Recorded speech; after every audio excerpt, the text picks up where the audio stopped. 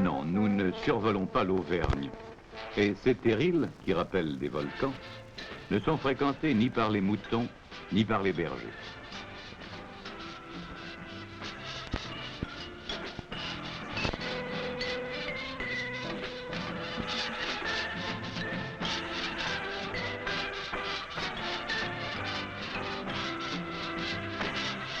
Dans le plat pays du Nord, dépourvu de matériaux naturels, toutes ces montagnes de déchets industriels sont la providence des constructeurs de routes. L'utilisation des schistes miniers ne date pas d'hier, qu'ils soient noirs ou devenus rouges après combustion lente du terril.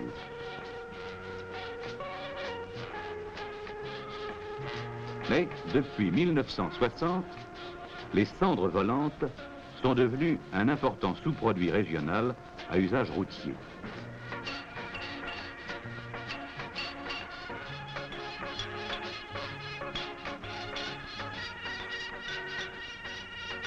Et dans la plaine immense, au bord du flot Dormeur, la centrale thermique fait des kilowattheures. En effet, la moitié des centrales thermiques du territoire fonctionnent entre Lens et Valenciennes. Et il fallait bien s'efforcer de minimiser l'occupation par les terrils de cendres d'un sol coûteux, réputé pour la betterave à sucre. Entrons dans une de ces centrales.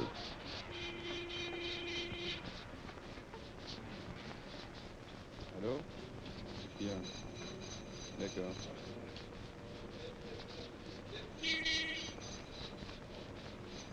On y brûle du charbon pour chauffer de l'eau et produire de la vapeur. Celle-ci se détend dans une turbine, entraînant un alternateur. La fumée, car il y a rarement de feu sans fumée, est dépoussiérée. Les fines poussières, appelées cendres volantes, sont récupérées encore chaudes et sèches. Les cendres sèches sont une sorte de sable très fin et parfaitement propre. Leur finesse les rend hydrophiles et capables d'emmagasiner beaucoup d'eau. La plupart des grains sont constitués de petites billes vitrifiées. Leur effet pouzzolanique en présence de chaux les rend aptes au traitement des assises de chaussée. Une petite fraction des cendres volantes sèches est évacuée vers les cimenteries. Le reste est humidifié et mis au terril.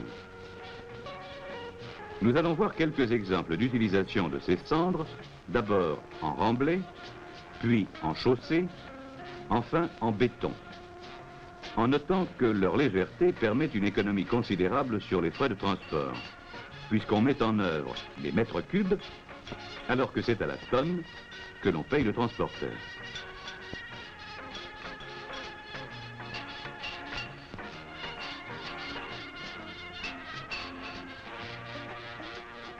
Il faut pouvoir accéder au terrain qui supportera le remblai. On trouve en général des limons gorgés d'eau, au point qu'aucun camion n'y peut circuler. La construction d'une couche résistante et carrossable s'avère indispensable. Lorsque le chantier n'est pas trop éloigné des terrils de schiste, on utilise ceux-ci. L'expérience a montré qu'il était superflu de drainer le pied du remblai en cendres, où l'eau peut s'accumuler à la longue sans pour cela compromettre la stabilité. Si la distance de transport des schistes est trop grande, on a intérêt à traiter le limon à la chaux vive.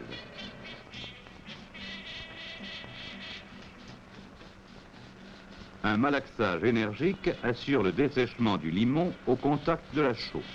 Le compactage devient alors possible. On réalise ainsi une excellente couche de forme sur laquelle les camions peuvent circuler pour approvisionner les cendres.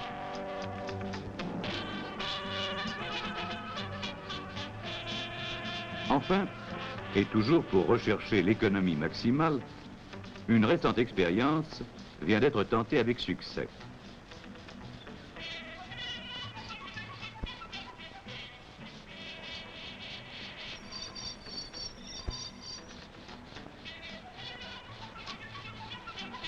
La couche où rouleront les camions est elle-même constituée de cendres déversées à l'avancement sur une simple toile de plastique souple et imperméable placée directement sur le limon.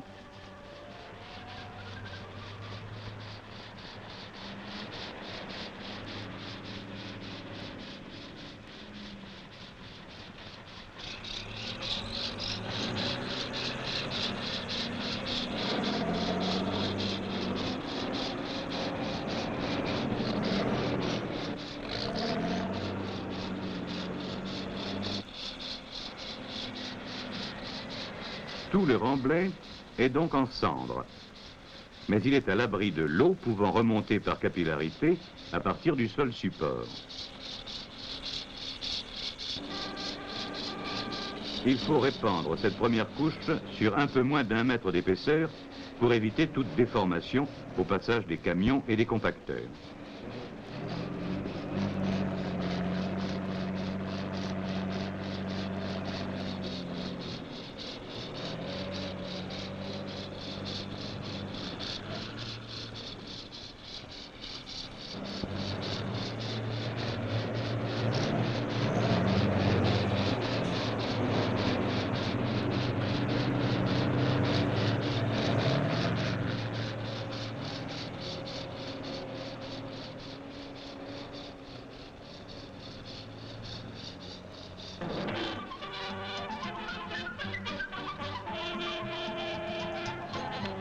De façon tout à fait banale, les cendres humides sont enlevées au terril et transportées à pied d'œuvre.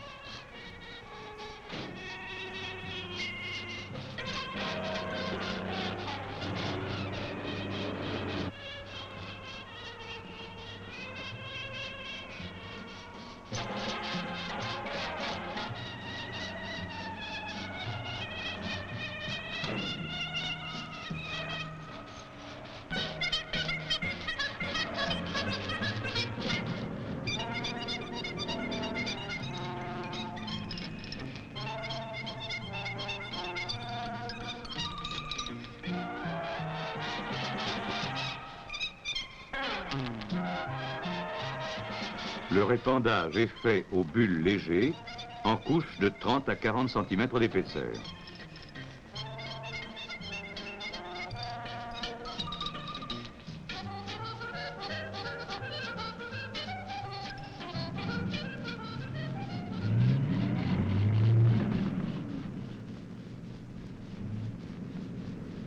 Le compactage est en général exécuté au rouleau à pneumatique.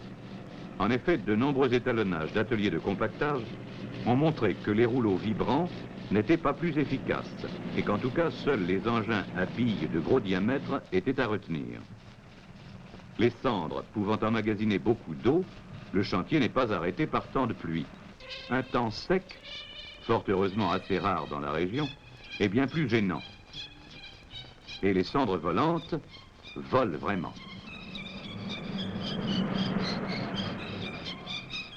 Il est nécessaire d'arroser pour faciliter le compactage et pour éviter la poussière.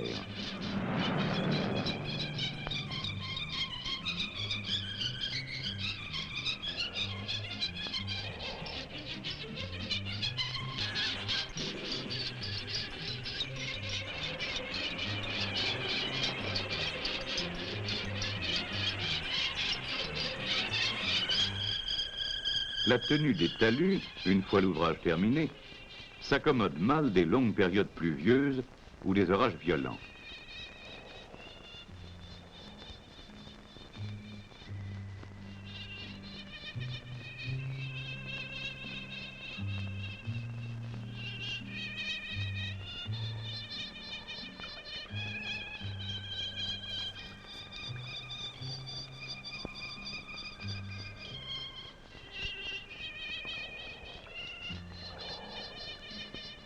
Le mauvais compactage des bords du remblai, où les lourds compacteurs ne s'aventurent pas, conjugué à la finesse et à l'absence de cohésion des cendres, est responsable de ces désordres.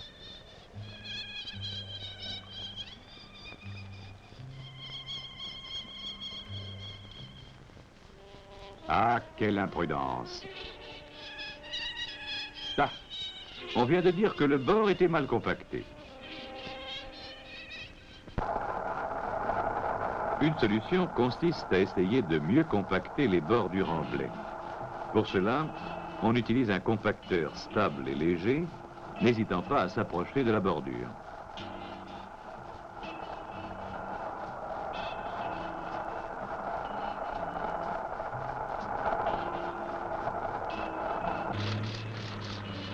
Une autre formule est de mettre en place la terre végétale en même temps que les cendres. Mais le chantier se complique alors inutilement.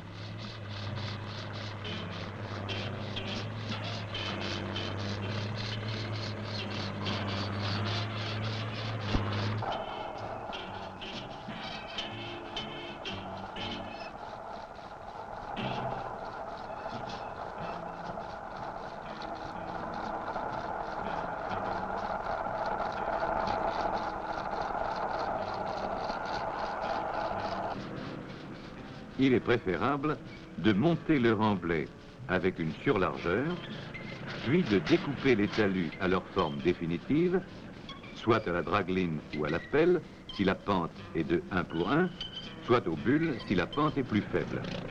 Cette opération terminée, on viendra déposer sans attendre une dizaine de centimètres de terre végétale.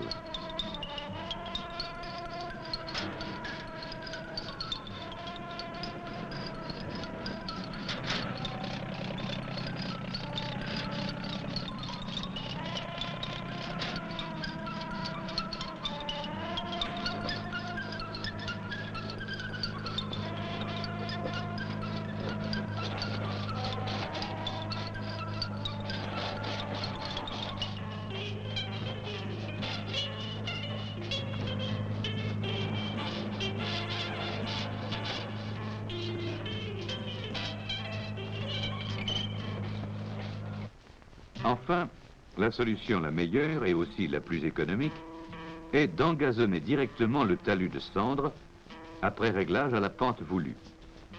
La paille ensemencée est collée au talus par du bitume qu'on projette en émulsion. Les graines germent à l'intérieur de cette serre naturelle au bout de 3 semaines.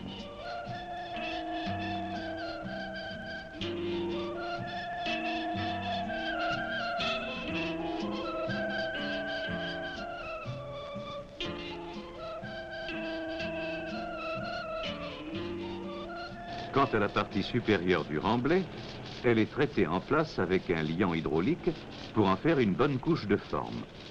Le ciment, généralement employé parce qu'il coûte moins cher que la chaux, est stocké sur chantier dans de petits silos mobiles où vont s'approvisionner les distributeurs.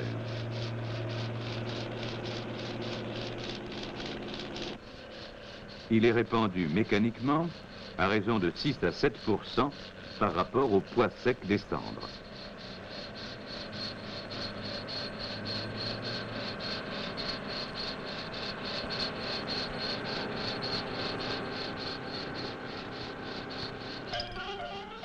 Le malaxage en place est fait ici au puissant malaxeur Rex Deep Mix qui peut traiter 40 cm de profondeur. Mais un traitement sur 20 cm est en général suffisant, ce qui permet d'utiliser les rotavateurs classiques.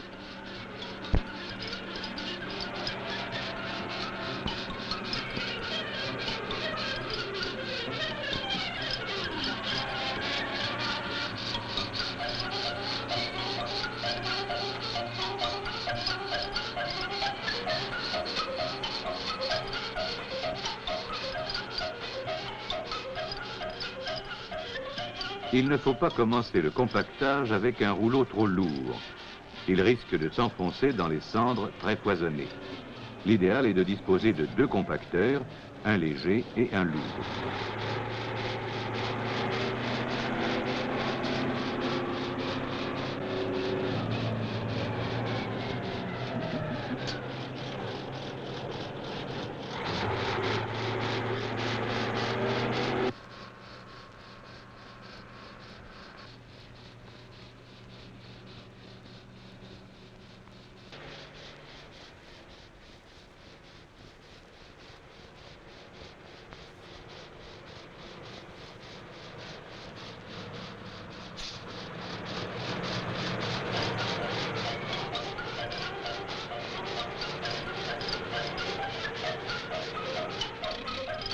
Après rabotage à la niveleuse pour mise à la cote définitive, une couche de cure sablée est immédiatement appliquée pour éviter toute évaporation de l'eau nécessaire à la prise ou tout délavage superficiel en cas de pluie.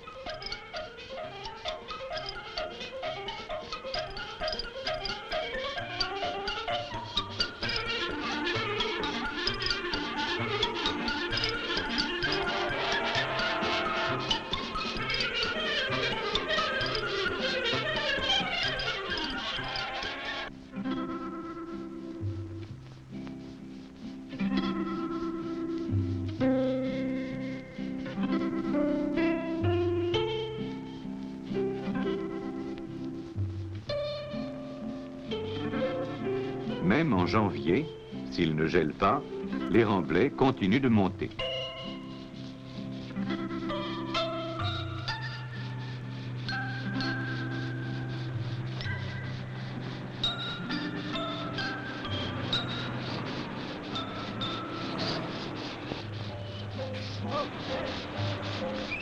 Vénus du camionneur, en hiver, réchauffe son cœur.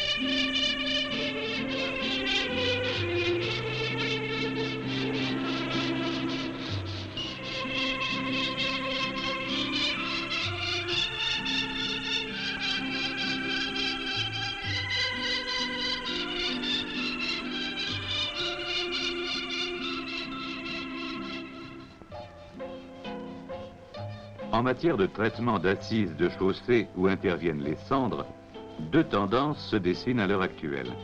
Traiter des graves aux cendres et à la chaux.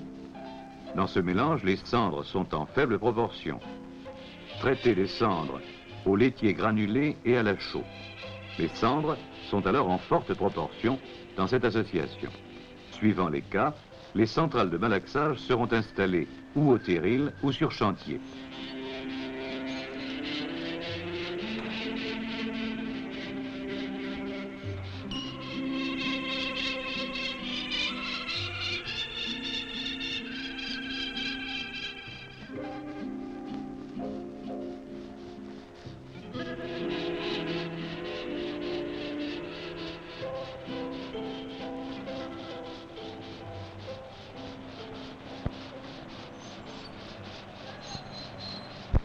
On fabrique ici une grave cendre à base d'un calcaire dur 0,20 entièrement concassé.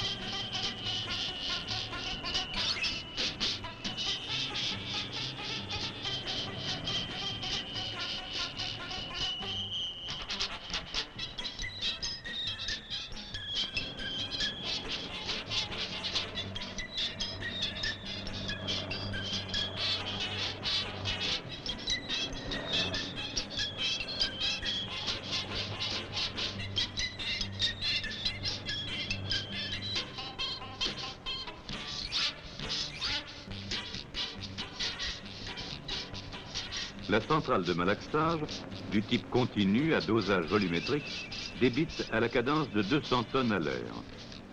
Elle comporte 3 trémies doseuses, 2 pour la grave reconstituée à partir de 0,6 et de 6,20, la troisième pour les cendres.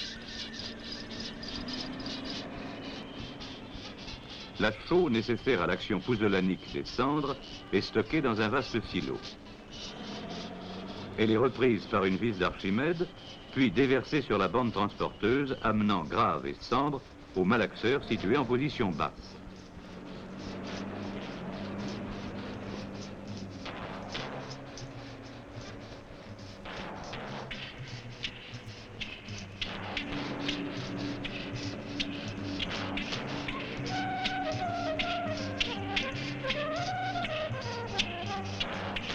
La grave cendre est ensuite stockée dans une trémie de gros volume qui permet un chargement rapide des camions et évite toute ségrégation lors de cette opération.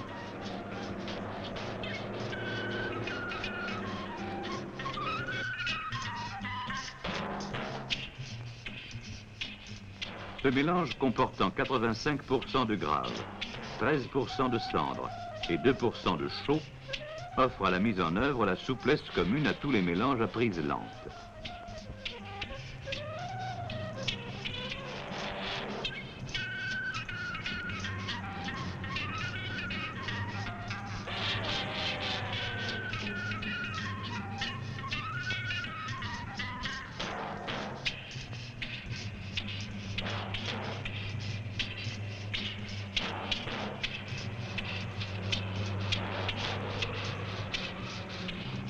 Les trois règles, répandage, compactage, rabotage, doivent être appliqués. Le rouleau vibrant lourd, précédant le compacteur à pneumatique, lourd également.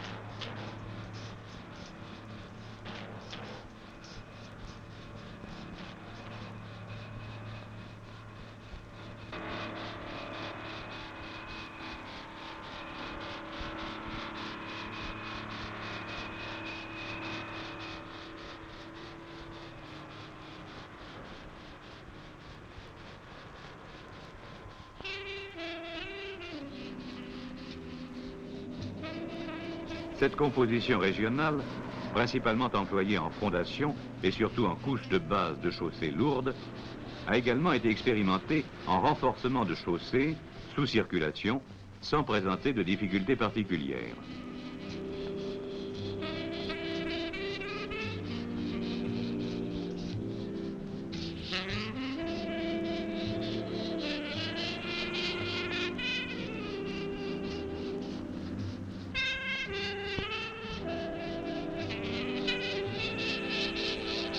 Rappelons qu'il s'agit là d'une grave entièrement concassée et qu'il n'a pas plu pendant les travaux.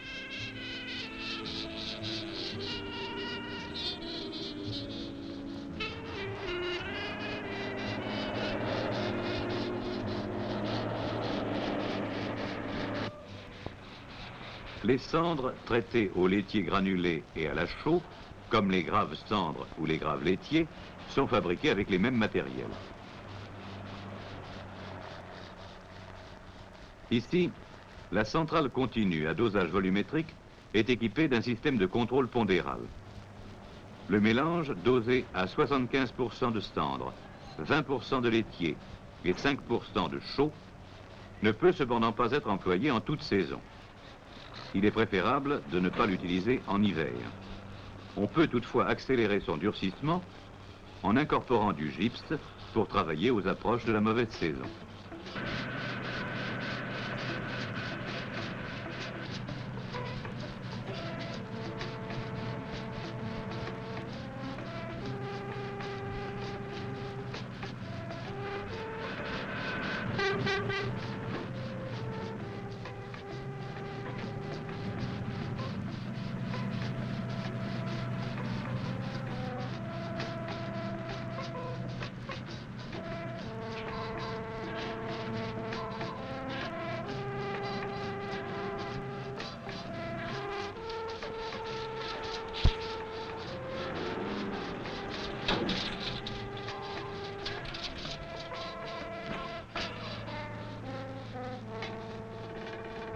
Ici, ce remblai en craie supportera une chaussée d'autoroute.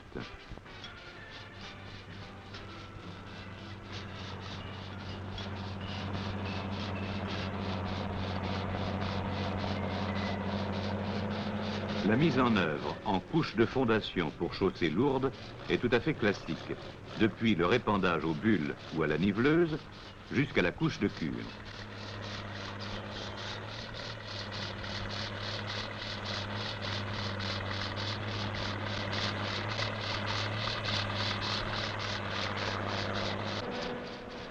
Le rouleau à pneumatique lourd est en général suffisant, la présence de laitier granulé anguleux facilitant le compactage.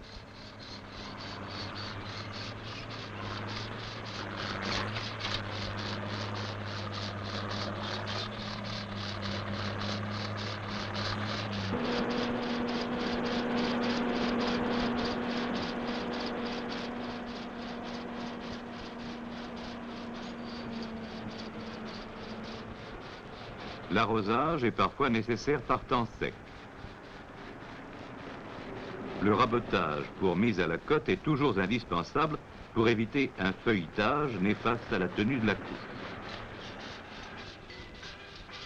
Tous ces mélanges à base de cendres traitées à la chaux sont bon marché. Les recherches faites en laboratoire ainsi que les constatations sur chantier montrent qu'on peut faire varier les proportions de liants de manière à réaliser des associations de matériaux plus ou moins résistantes selon les problèmes de structure de chaussée à résoudre. C'est en définitive une étude économique particulière à chaque chaussée qui orientera vers le mélange le moins cher compte tenu des prix d'achat de chaque matériau et aussi des distances de transport.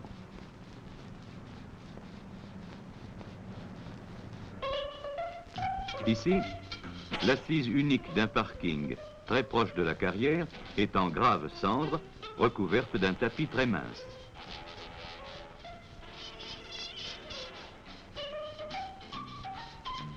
Là, une assise unique en cendre traitée encaisse parfaitement le trafic des autobus.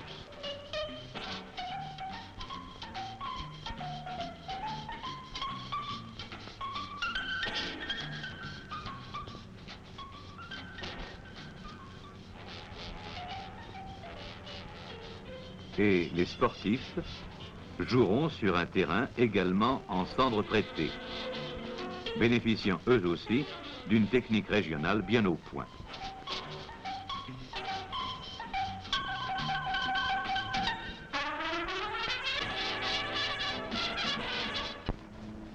Allons à Dunkerque, où nous découvrirons bientôt la dernière née des écluses maritimes en cours de construction.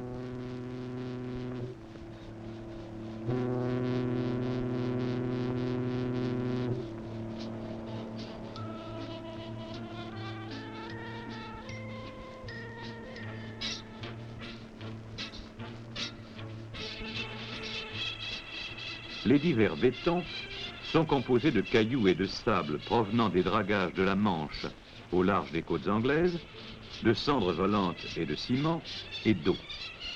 Les granulats amenés par bateau sont criblés dans une installation fixe qui fournit à la fois ses clients habituels et l'entreprise chargée du bétonnage de l'écluse. 400 000 mètres cubes de béton valent bien un stock tampon particulier.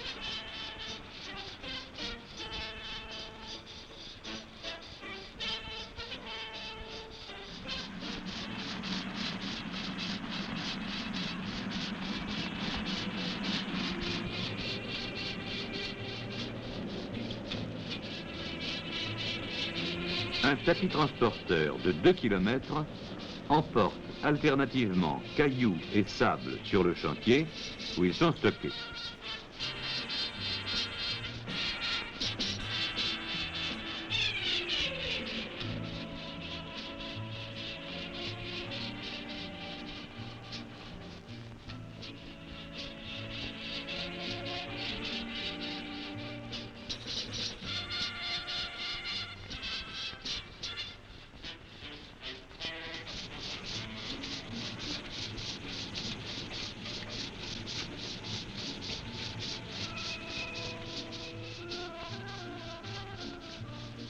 Tout comme le ciment, les cendres sèches provenant directement de la centrale thermique la plus proche, située à 80 km, sont approvisionnées par camions spéciaux et stockées dans des silos étanches.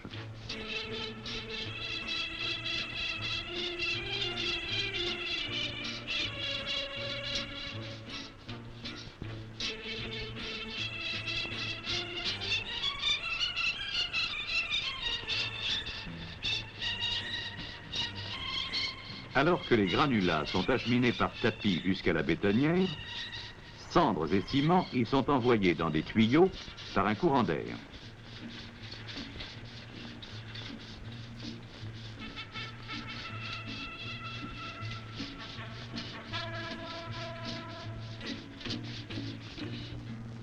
La bétonnière est installée au centre de l'écluse.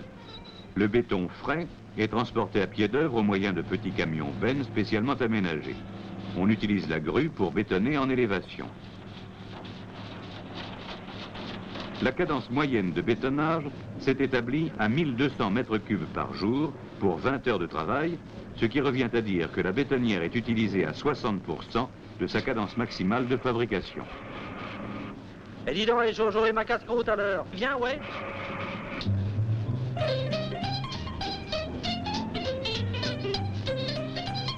Chaque constituant est soigneusement pesé avant d'être envoyé dans le malaxeur.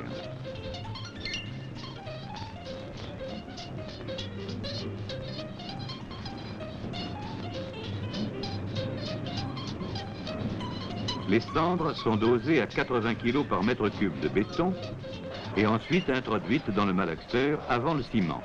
Elles apportent au sable roulé les éléments très fins qui lui font défaut pour réaliser avec le ciment un mortier bien plein, assurant une bonne étanchéité à l'ouvrage.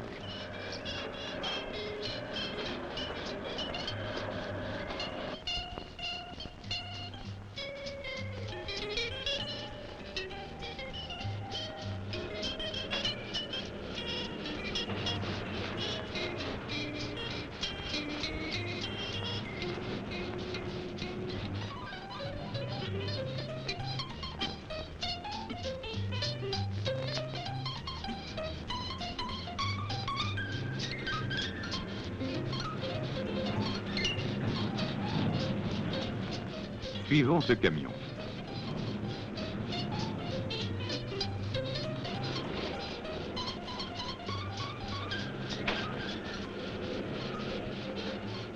Aucune ségrégation lors du déversement du béton. Cette absence de ségrégation est due aux cendres volantes. En effet, la rondeur de leurs grains confère une très grande maniabilité au béton, ce qui permet de travailler dans une gamme de teneur en eau assez faible.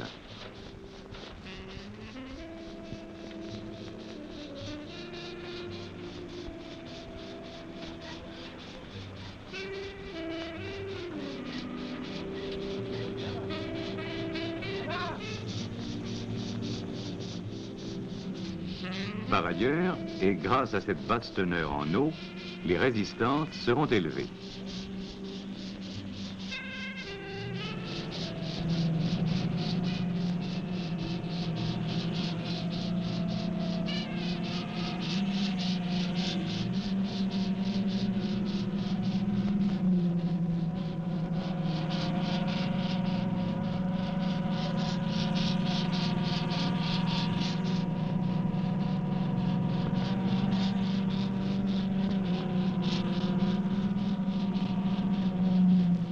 Le serrage du béton est naturellement facilité par l'extrême maniabilité dont nous venons de parler. La moindre vibration suffit en effet à rompre l'équilibre du mortier.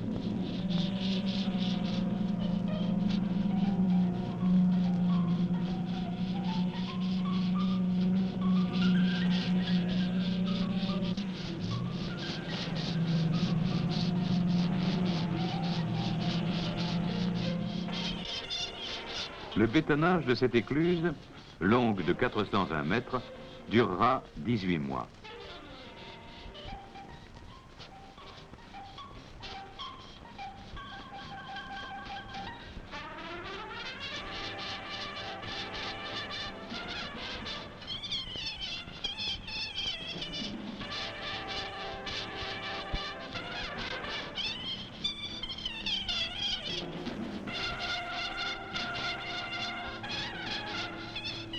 Les superstructures installées, Dunkerque pourra recevoir les minéraliers et les pétroliers de 125 000 tonnes.